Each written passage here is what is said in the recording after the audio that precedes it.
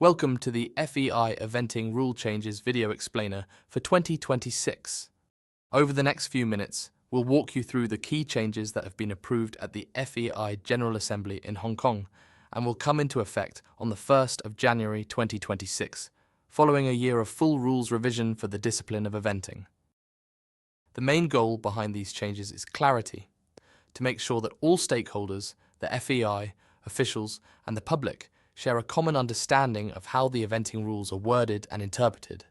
The areas of revision include championships and games, officials, the eventing sanction system, and scoring. And now let's get started.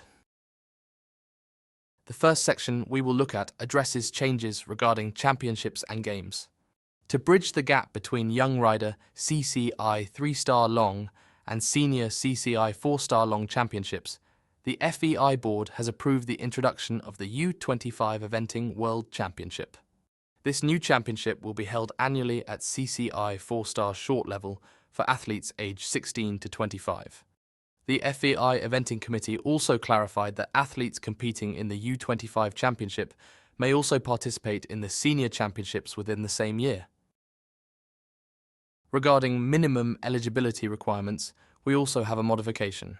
Previously, horses that had obtained minimum eligibility requirements at World Championships, Olympic Games, or CCI 5-star long competitions could not be entered in CCI 1-star intro or CCI 2-star short or long competitions during the same or following year.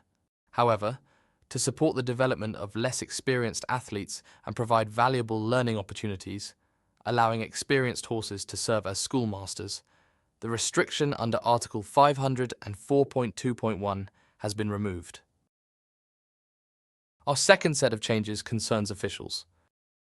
To align with the disciplines of dressage and jumping, per diems for eventing officials are now mandatory and have been increased from €100 to €120. Previously, Article 513.4 did not allow Level 3 judges to serve as ground jury presidents at CCI 4-star short or long competitions if a Level 4 judge was also part of the ground jury. This restriction limited opportunities for Level 3 judges to be assessed as ground jury presidents to transfer up. The rule has now been amended to remove this requirement and make the most of any opportunity for a Level 3 judge to be mentored by an experienced judge while officiating as president. The rules on rotation were often interpreted differently, leading to confusion and additional costs for smaller organising committees. The definition of 2 consecutive years at the same venue has now been clarified as follows. 2 consecutive years at the same venue are defined as 2 events organised in the same place, in the same week of the year, plus or minus 10 days, regardless of the level of competition.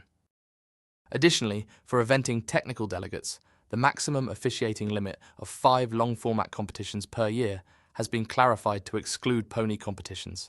Officiating at multiple long formats within the same event will only count as 1. Let's now have a look at sanctions. Previously, eventing sanctions were found in Articles 525 to 527 in a way that was not ideal to understand their underlying structure. Therefore, these articles have been rewritten to allow for a more practical reading of the sanctions. Additionally, we have created a new Annex I that presents all eventing sanctions in one single table, which offers an easy overview and comparison. There are other modifications to sanctions, which include the blood rule in Article 525.4 is now aligned with jumping. The rule regulating the use of aids is now clarified in Articles 525.2 and 526.1.3. And finally, in Articles 525.2 and 526.1.3, the use of the whip has been split by sanction type, eventing recorded warning versus yellow warning card, depending on the seriousness of the offence. And our last set of changes concerns scoring. Let's start with dressage tests, where previously only flying changes could be reviewed at 4-star championships and 5-star level events in cases of a 3-point or greater variation between judges. Now, halts, reinbacks, and walk pirouettes have been added to the review list, as described in Article 544.1.2. In the cross-country test, we reduced the penalty for missing a flag from 15 to 9 points. It was agreed that the penalty should be lower than the one for activating a frangible device, 11 points, but higher than the one for knocking down 2 fences during the jumping test, 8 points. And that's already it for our eventing rule changes. Video Explainer 2026. We hope you found this video helpful in understanding the main changes being implemented.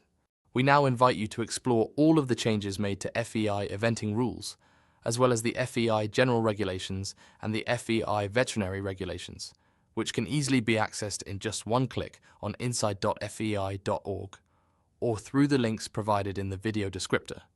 Should you have any questions or need further assistance, feel free to reach out to us at eventing@fei.org. Thank you for your passion and dedication to the sport, and we wish you a wonderful eventing year in 2026, featuring the Eventing World Championship in Aachen, Germany, and the new U25 Eventing World Championship in Mill Street, UK.